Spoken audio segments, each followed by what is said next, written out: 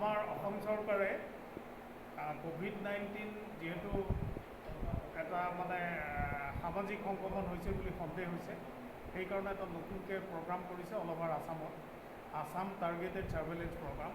এই প্ৰগ্ৰামৰ অন্তৰ্গত হ'ল আমাৰ হেল্থ ষ্টাফ, আমাৰ যিখিনি এডমিনিষ্ট্ৰেটিভ ষ্টাফ এই কামৰ লগত জড়িত আছে, আমাৰ বিভিন্ন পুলিচ পাৰ্চনেল, তাৰপিছত আমাৰ ৰিপৰ্টাৰসকল, তাৰপিছতে আমাৰ যিসকল ট্ৰাক ড্ৰাইভাৰ হেণ্ডিমেন, আমাৰ তেল ডিপুৰ মানুহবিলাক, যিবিলাক কোৱাৰেণ্টাইন চেণ্টাৰ আছে, আমাৰ হোটেলৰ কৰ্মচাৰীসকল, ধাবাৰ কৰ্মচাৰীসকল, তাৰপিছতে আমাৰ যিবিলাক মানুহে সামাজিকভাৱে আমাৰ চাকৰি নথকা মানুহ কিছুমানে গাঁৱে ভূঞে আমাৰ যিটো বিভিন্ন ধৰণৰ যিবিলাক কোৱাৰেণ্টাইন চেণ্টাৰ আছে তাত কাম কৰি আছে, বা পজিটিভ কেছবিলাকৰ যিখিনি ঘৰুৱা মানুহ আছে, যিখিনি কণ্টেক্টত থকা মানুহ আছে, এই মানুহখিনিক আমি এটা টাৰ্গেট লৈছোঁ 26 তাৰিখলৈকে। অসম চৰকাৰে টাৰ্গেট দিছে আমাক ডিষ্ট্ৰিক্ট ৱাইজ।